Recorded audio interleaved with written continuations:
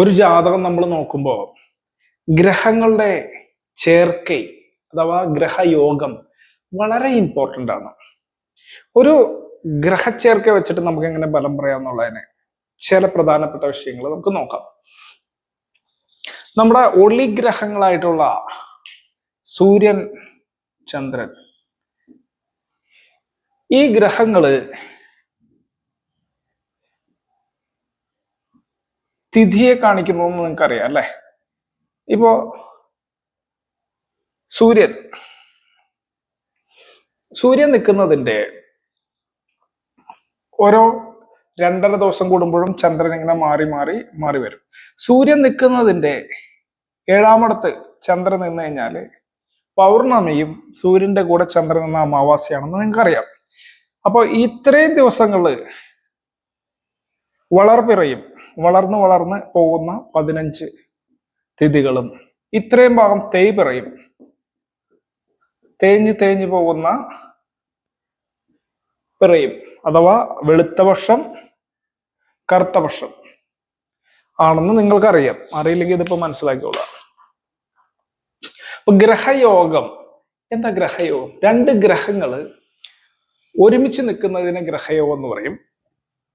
പാർത്താലും ചേർന്നാലും ഗ്രഹയോഗം എന്ന് പറയും. പാർത്താൽ എന്ന് പറഞ്ഞാൽ നോക്കിയാല്, ചേർന്നാൽ യോജിച്ചാല്, കോമ്പിനേഷൻ, ഒന്ന് കമ്പൈനിങ് ഓർ ലുക്കിംഗ്, വ്യൂയിങ്, പാർവൈ.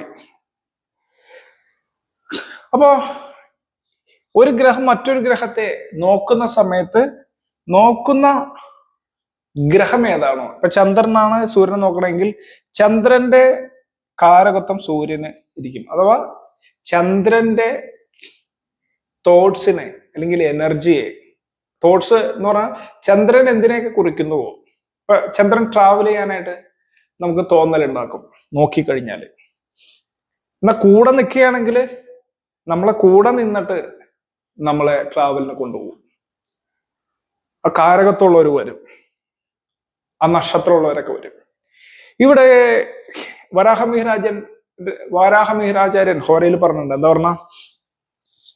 രാശി പ്രഭേദോ ഗ്രഹയോനി ഭേദോ വിയോനി ജന്മ അത നിഷേക കാല ജന്മോദ സദ്യോത്മരണം തഥായു ദശാവിഭാഗോ അഷ്ടവർഗ സപ്ഞഃ കർമ്മജീവ രാജയോഗ ഖയോഗ ചാന്ദ്രയോഗ ദ്വിഗ്രഹാദ്യശ്ചയോഗ. അങ്ങനെ പറഞ്ഞു. അപ്പൊ ലാസ്റ്റ് പറഞ്ഞ എന്താ? ദ്വിഗ്രഹാദ്യശ്ചയോഗ.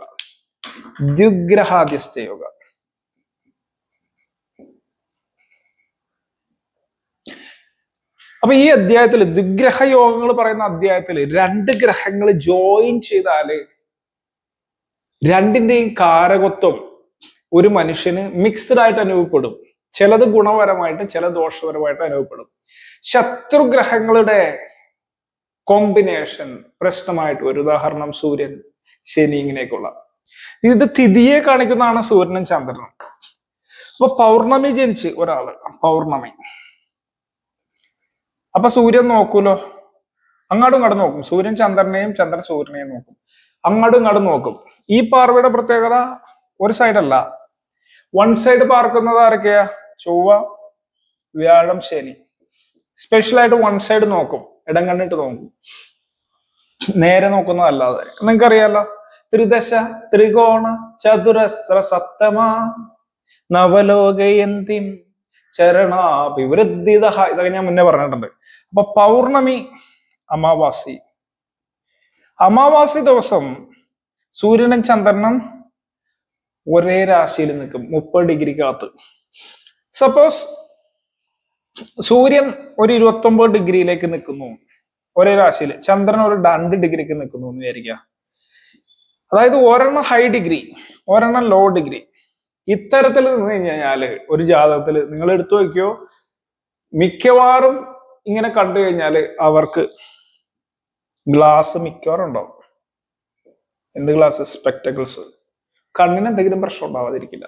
കൺപാർവയ്ക്ക് പ്രശ്നം ഉണ്ടാകും ഇങ്ങനെ ജനിച്ചാല്. എല്ലാവർക്കും ഉറപ്പിച്ച് പറയാൻ പറ്റില്ല. ചില പ്രത്യേക രാശികളിൽ, നെരുപ്പ് രാശികളിലൊക്കെ ആണെങ്കിൽ, ചൊവ്വയുടെ രാശികളിലൊക്കെ ആണെങ്കിൽ സാധ്യത വളരെ കൂടും. ഇത് 12ാം ഭാവത്തിലാണെങ്കിൽ കൂടും, 6ാം ഭാവത്തിലാണെങ്കിൽ കൂടും. ഉറപ്പായിട്ടും കണ്ണിന് പ്രശ്നം വരാം. ഏത് ഭാവത്തിലാണെന്നും കൂടി നോക്കണം, അത് എങ്ങനെ ആക്ട് ചെയ്യണം എന്നുള്ളത്. അപ്പൊ സൂര്യനും ചന്ദ്രനും ഒരുമിച്ച് നിന്ന് കഴിഞ്ഞാൽ അമാവാസി ദിവസം ജനിച്ചവർക്ക് കണ്ണിന് പ്രശ്നം ഉണ്ടാവുക. സൂര്യൻ ആരുടെ കാരകനാണ്? താതാസ് ആത്മപ്രഭാവോ ദ്യുമണി. സൂര്യൻ അച്ഛനും ആത്മപ്രഭാവമാണ്. മനോമാതരോ ശീതരശ്മിർ. ചന്ദ്രൻ അമ്മയും മനസ്സുമാണ്. അതുകൊണ്ട് സൂര്യനും ചന്ദ്രനും ഒരേ രാശിയിൽ നിന്നാല് അമ്മയും അച്ഛനും നല്ല അടുപ്പമാണെന്നല്ല പറയേണ്ടത്. എന്നാൽ ഈ ഡിഗ്രി വളരെ അകന്നാണെങ്കിൽ, ഒരേ രാശിയിലാണെങ്കിൽ ഡിഗ്രിയുടെ വേരിയേഷൻ അനുസരിച്ചിട്ട് ഡിഗ്രി അകന്ന് നിൽക്കുകയാണെങ്കിൽ ഇവരുടെ ഇടയിൽ പ്രശ്നം ഉണ്ടാവും എന്ന് പറയാൻ നമുക്ക് സാധിക്കും.